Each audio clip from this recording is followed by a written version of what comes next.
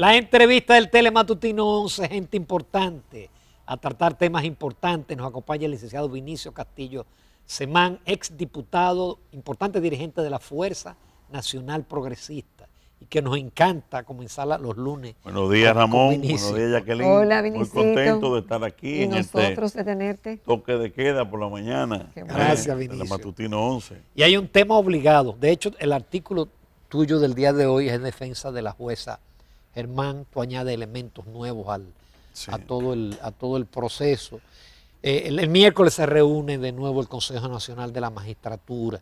¿Qué tú esperas del Consejo después de todo Yo esto? quise escribir sobre Miriam Germán para dar un testimonio que está en mi artículo de hoy. Yo me gradué en el año 1986,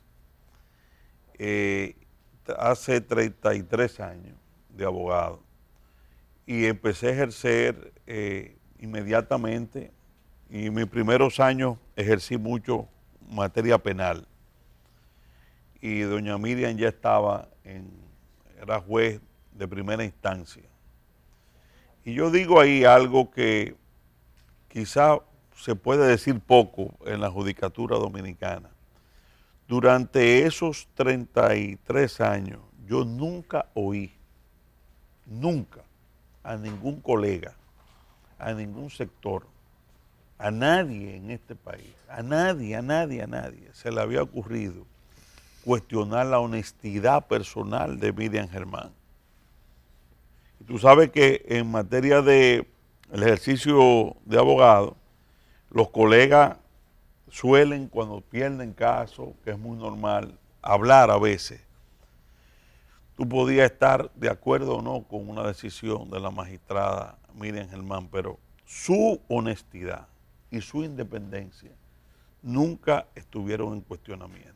Una juez Una vez le que respondió llevó a Balaguer, una juez que no, y ese ha sido durante 40 años su historia: honestidad, independencia, seriedad. Por lo que yo creo que dentro de la tribulación que ella y su familia debe haber tenido con esta emboscada que se le hizo en el Palacio Nacional, debe sentir el aliento de que quizá ella misma no tenía ni una idea de que su defensor fundamental iba a ser el pueblo dominicano o la sociedad dominicana. Es decir, ¿dónde viene el problema básico con Miriam Germán?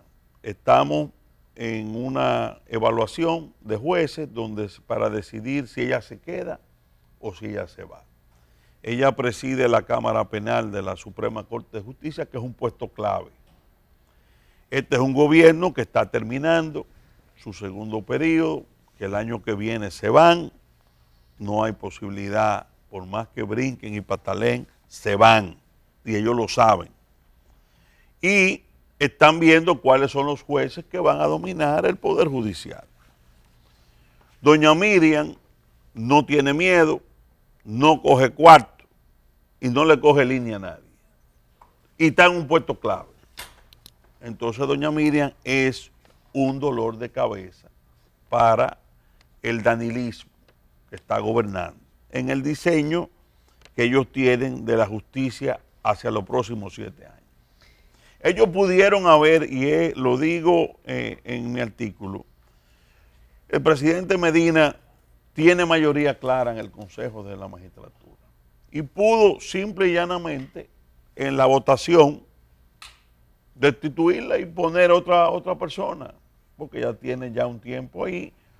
Podían haber quejas de gente que entendiera que debió de quedarse, pero eso estaba dentro de la soberana apreciación del Consejo. ¿Dónde viene el encharcamiento y el problema sin precedentes? En querer buscarle una excusa válida, entre comillas, para quitarla. Y plantear que toda esta juez que hemos conocido durante 40 años, honesta y seria, no es más que una juez mafiosa, ligada al crimen organizado, con vínculos con el narco. Óyeme, una cosa violando todos los procedimientos. porque no es que ella no está por encima del bien y del mal. Si el Procurador General de la República entendía que había motivos serios para investigar a doña Miriam o a cualquier persona en este país sobre esos nexos con el crimen organizado, era su obligación hacerlo por las vías correspondientes. Y tiene todo el poder del Estado para hacerlo. ¿Pero qué hicieron? Todo dentro de una nebulosa para lincharla y crear el daño moral. Y buscar un desplome de ella, que es la parte como mujer, que es ella, la parte más, diríamos, abominable. Una emboscada a ver si ella se desplomaba. Porque una persona que tú la estás interrogando, que conoce los procedimientos, que está viendo al presidente de la República, es el moderador, no puede estar esperando que el Procurador General de la República saque una nota anónima y empiece a acabar con su dignidad, con su honestidad y a plantearle, óyeme, cualquier persona normal pudo haber entrado en un ataque de nervio o de shock normal, sin tener nada que ver con eso, porque ella, sin embargo, se mantuvo muy serena, se defendió con gallardía, y lo que se planeó como una encerrona, como una emboscada, mi padre siempre ha dicho, siempre desde pequeño me ha dicho, mira mi hijo, a todos mis hermanos también que estudiamos Derecho, en el momento que menos tú crees, la mano de Dios aparece, con detalles, con errores, en los juicios, en los grandes casos, y así fue. Lo que se planeó como el fusilamiento moral de Miriam Germán terminó siendo un gran boomerang, y el enjuiciamiento moral a quien se lo han hecho es a los que organizaron eso, porque el país les repugnó eso. Y obviamente tengo que resaltarlo, el papel de las redes sociales, que es un elemento que el gobierno no controla, que te permite en 2 o 3 horas a más de 100, 200 personalidades del país distintas, de diferentes estratos políticos, sociedad civil, periodistas, opinar y crear un movimiento fuerte de opinión pública que demolió esa treta en horas. Ahora, ¿cuál es la situación actual? Pese a todo este apoyo total que ha tenido doña Miriam, el gobierno, en vez de pedir disculpas, que era lo que le correspondía al presidente Medina, que era el director de los debates, que debió de hacerlo ahí y de desagraviar a Miriam Germán, ¿qué es lo que se ha visto?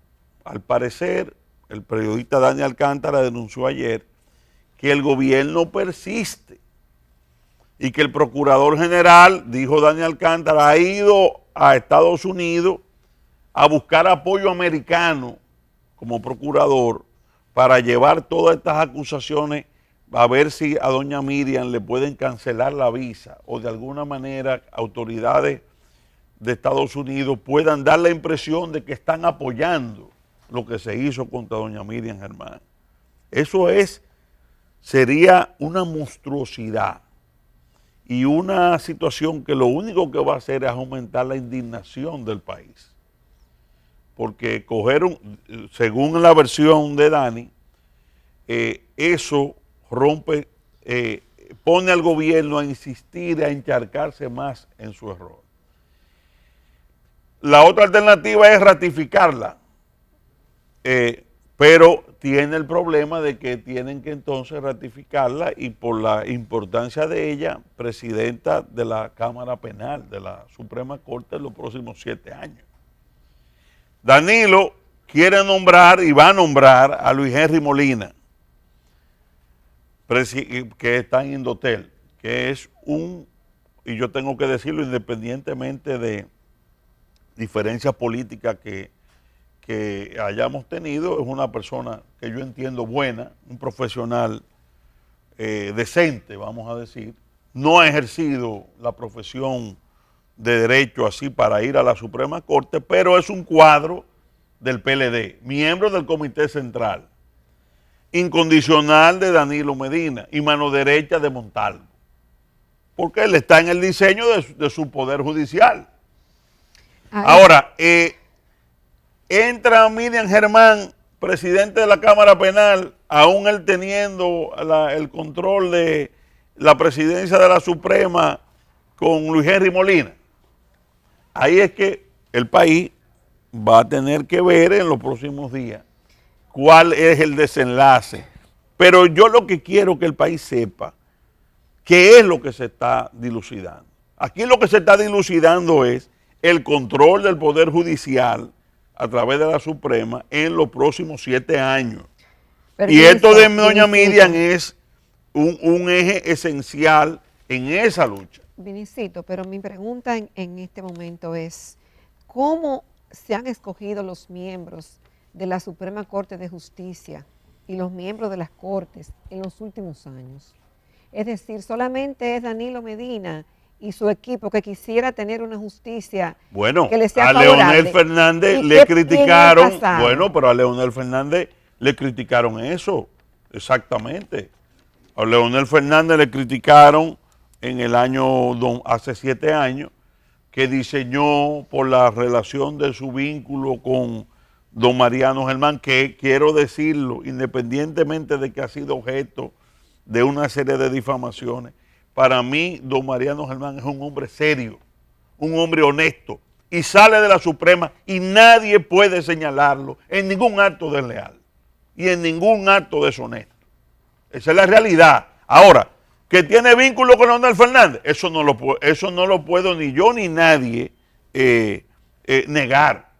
Ahora, ¿qué es lo que se está pasando ahora? Que lo que se le criticó a Leonel en aquel momento, el grupo danilista lo quiere reeditar con sus allegados. En este caso, quiero decir que Mariano Germán no era miembro del Comité Central del PLD. No era un dirigente del PLD. En este caso, el presidente Medina quiere tener un control directo. Y yo quiero hacer aquí una aclaración. Yo entiendo a Danilo Medina en querer tener un amigo en la presidencia de la Suprema y en querer tener un amigo en la presidencia de la Cámara Penal, porque a Danilo le quedan 14 meses en el poder. Y Danilo, ya siendo presidente, tiene querellas puestas penales en esa procuraduría por la sociedad civil, por participación ciudadana, en el caso de Odebrecht. Entonces, humanamente, yo entiendo al presidente, humanamente. Él quiere tener ahí amigos de él. ¿Qué es lo que yo digo? Para poner esos amigos, tú no tienes que destruir o dar luz verde o tolerar que destruyan a un ícono, a un paradigma de servidora judicial de 40 años. ¿No te conviene, Miriam Germán? Sácala con los votos, pero no la linchen en un tribunal moral, en televisión, para que salga de ahí prácticamente un bagazo. Porque déjeme decirle, destituir a Miriam Germán bajo el esquema de que tenía vínculo con el narco y que tenía bienes que no podía justificar y que un ingeniero Óyeme, eso es peor que matar a una persona. Para la gente de honor, cuando tú destruyes a una gente así, lo que tú haces de ella es un bagazo, aunque siga respirando. Y eso es una maldad que no tiene precedente en este país. Y por eso no tiene precedente tampoco el respaldo que ha tenido Miriam Germán de todos los partidos, incluyendo de gente del gobierno, porque aquí hay gente que quiere politizar esto. Yo he visto a la ministra de la Mujer, he visto a doña Alejandrina, he visto a la vicepresidencia de la República, que son del gobierno. He visto incluso figuras del danilismo con mujeres que le ha dolido y que se han indignado. Y está de izquierda, de derecha, de sociedad civil, de todo el mundo. Porque además uno se pregunta, y me lo dice mucha gente en la calle, doctor, pero si eso se lo hacen a doña Miriam Germán, presidenta de la Cámara Penal de la Suprema, ¿y quién tiene aquí garantías de nada? De que se le manda un juececito suplente de instrucción, un caso de droga, con unas iniciales para pincharle el teléfono a Jacqueline o a Ramón o al que yo quiera. Porque una cosa es la interceptación telefónica ancestral de que alguien ilegalmente coja una llamada de un político o de un periodista, y algo muy distinto es que una autoridad engañe a un juez, se invente que hay un caso de droga y te ponga tu teléfono ahí para tener autorización, entre comillas, para intervenírtelo. Es una conspiración. Porque hay gente que quiere como, no, esa interceptación, eso es ancestral, eso no es nada, la más de play. No, esta modalidad que se ha visto contra doña Miriam es una conspiración. Y dicho sea de paso, aunque se echó el muerto él, yo no creo que el amigo Bolívar Sánchez fue que hizo eso, motu propio. Obviamente cuando se armó el lío y Dani tiró el cohete y había que dar la cara, bueno, él asumió la responsabilidad. Vamos a hacer una breve pausa, Vinicio. Bueno. No se vayan, que esto se pone bueno.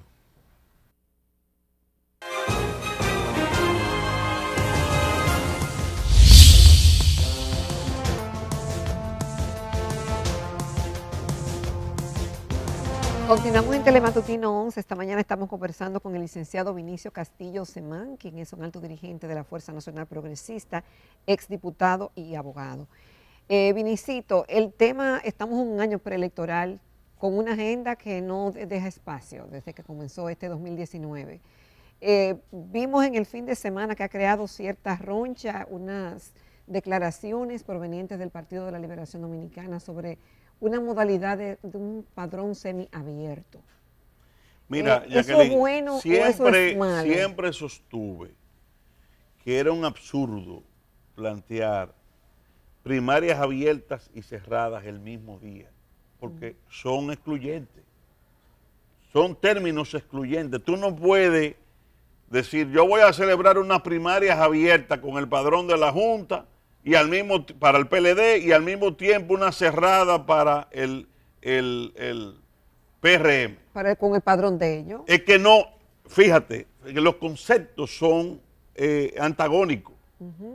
Si tú dices primarias abiertas con padrón entero de la Junta y el mismo día dice, y además uno cerrado con el padrón de militantes del PRM. ¿Pero qué tiene de malo? Es que tú tienes que segregarlo del PRM, porque si no, no son militantes del PRM. Sí. Si tú le das la posibilidad a los militantes de un partido que van a primaria cerrada, a que estén habilitados, por ejemplo, para ponerte un ejemplo, Hipólito Mejía, según lo que están planteando algunos PLDistas, tendría derecho a votar en la convención del PLD.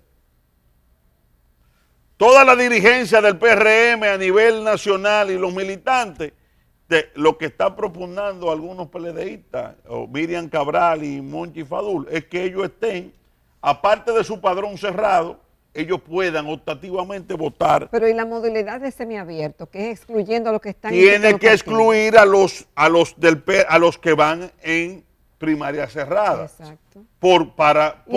Y los que estén inscritos en otros partidos. En otro partido. Porque yo, por ejemplo, ¿qué derecho tengo yo a estar habilitado a que mi nombre aparezca en la lista del PLD ese día a votar?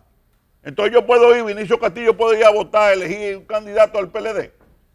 Es absurdo. En el momento donde se está penalizando el transfugismo, donde se dice que el transfugismo es lo peor, entonces tú le estás diciendo a los partidos, miren, hagan un trabajo de empadronamiento nuevo de su militancia, que eso es lo que dice la ley, depúrenlo, tienen que depositarlo en la Junta, esos son sus militantes, y entonces al mismo tiempo le está diciendo, esos militantes, el día de las primarias, están habilitados también para, según ellos quieran, votar por otros partidos. Una cosa de loca, de loco. Entonces, ¿qué es lo que ha dicho el PLD? Tienen que segregar los padrones de los partidos que van a primaria cerrada. Pero pareciera que está bien entonces. Así. Claro que sí. Lo que planteó el PLD en su comité político, pero parece que hay una contraorden. Sí. Porque parece que hay algunos que estaban contando con ganar con los votos de los opositores. Porque veo a Francisco Domínguez Brito, veo a Navarro, vi al mismo Monchi medio devolviéndose. Cosa que uno se asombra porque el vocero de esa reunión no fue Leonel Fernández. El que le declaró al país lo que había aprobado el comité político fue Reinaldo Pared, que dijo, aprobamos, se votó y aprobamos una carta a la Junta para segregar el padrón de los partidos que van cerrados. Al PRM también le conviene. ¿Por qué? Porque si los militantes del PRM oficiales están habilitados a votar en la del PLD, pueden ser sonsacados. Si a mí me interesa, por ejemplo, que un candidato a diputado de Puerto Plata o de X demarcación no salga en el PRM, y si ya yo sé cuáles son sus militantes, porque lo tengo el padrón de ellos, simplemente me lo llevo a votar para el mío. Y ese candidato que puede ser el mejor no sale, porque yo me le llevo los militantes a votar en la mía. Es decir, tú no puedes tener una dualidad de que el que está inscrito como militante o dirigente de un partido se meta a votar en otro. Eso no puede ser. Vinicito, nos queda poco tiempo. El tema de las alianzas y las fechas límite. Por ejemplo, ¿cómo se van a manejar ustedes los partidos emergentes? Hoy precisamente hay una reunión a las 9 en la Junta, donde estamos invitados. Está la Junta Conjunto Podemos, que es un movimiento que impulsa José Fran Peñaguaba y un grupo de partidos, precisamente para dilucidar todo el tema de las alianzas. Porque parecería imposible hacer alianzas. No. La ley electoral plantea las alianzas incluso hasta 90 días antes de las elecciones. ¿Y entonces? Es decir, las alianzas están permitidas y el 20% de las cuotas es para los partidos que van en primarias. Obviamente el PLD, esto lo pone en una situación muy difícil al PLD, porque el PLD no tiene prácticamente que darle nada a sus 14 aliados del bloque progresista.